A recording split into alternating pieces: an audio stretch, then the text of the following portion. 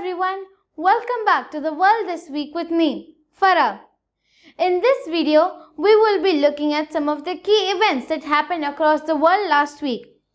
But before getting started, if you haven't subscribed to my channel yet, please do, so that you will promptly receive my weekly wrap-up without fail. We'll begin with the short news. Let's start with one of the most promising news people have heard in the recent months. Pfizer has reported that its vaccine has been more than 90% effective in the late-stage trials. This has set an array of positive hopes across the world, with even stock indices skyrocketing. Next, the most hot news in India last week. The NDA is back to power in Bihar with a slender majority. After the numerical seesaw, Nitish Kumar-led NDA managed to win a total of 125 seats in the 243-member state assembly. In the Indian defense, cross-border shelling between Indian and Pakistani troops killed 15 people, including 10 civilians and 5 security personnel. In this Diwali time, Prime Minister Narendra Modi to celebrate Diwali with soldiers in Jaisalmer, Rajasthan. Chief of Defence Bipin Rawat, Army Chief Narvane, BSF Director General Rakesh Asthana will accompany the Prime Minister. The Tamil Nadu State Government and Central Marine Fisheries Research Institute undertook a major exercise of deploying artificial reefs offshore in Chennai and the neighbouring districts. In an early positive sign, artificial reefs have begun ushering marine life. After being grounded for 2 months due to the COVID-19 pandemic, government allows airlines to raise flight operations capacity to 70%.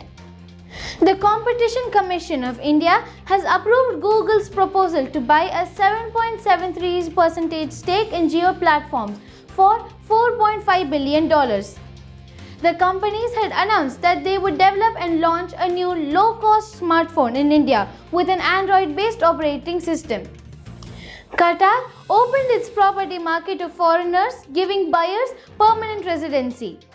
The reforms could also help soak up an oversupply of units, which has left gleaming towers half empty and seen prices drop by almost a third since 2016.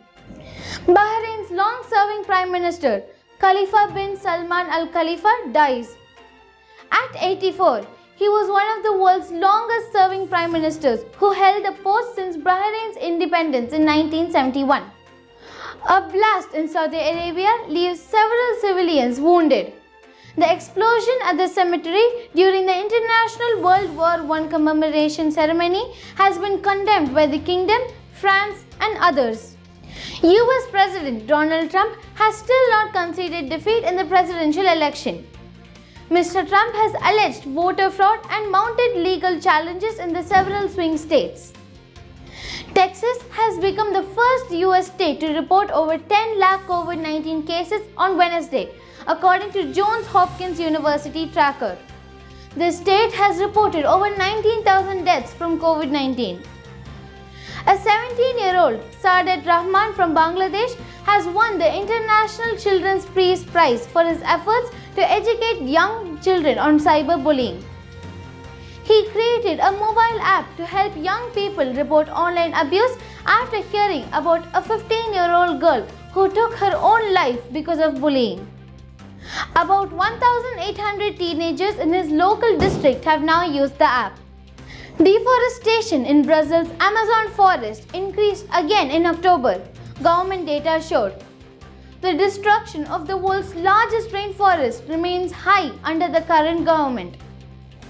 In Peru, protests erupt amid political crisis. Peruvians are protesting after the country's president, Martin Vizcarra, was impeached over bribe allegations. Let's move on to some interesting facts. US man becomes the first with Down syndrome to complete Ironman triathlon. A 21-year-old Florida resident has become the world's first athlete with Down syndrome to finish an Ironman triathlon. Chris Nikij completed the 3.86 km swim, 180 km bicycle ride and the 42.2 km run just under the 17-hour cutoff time for the Panama City Beach Ironman event.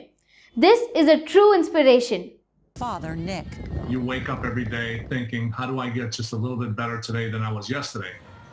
One more push-up, one more lap, one more mile. His motto? Just do it. You just do it. You can't, listen to doctors. As they say, necessity is the mother of invention. Several hospitals across England are fitting pop-up COVID-19 isolation bays to separate patients until they receive the results of a COVID-19 test. Royal Derby Hospital and Burton NHS Foundation Trust has just installed 25 of the pop-up bays in their medical assessment unit.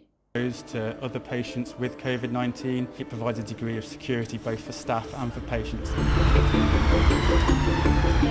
I feel a lot better about it. We're a bit more protected. We've got a bit more of an idea as staff. And to wrap this week, a few of us may plan for a trip to the moon or Mars in your summer break. NASA has been developing a mega rocket to send humans to the moon and eventually Mars. The last critical tests of the giant launcher's core section are expected to take place within the next few weeks.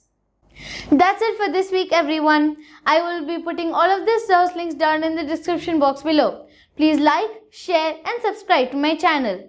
Hit that notification bell because I don't want you to miss any of my latest news videos. If you have any questions, please write it in the comment box down below. I'll be back next week with another set of news around the world in a nutshell. Bye!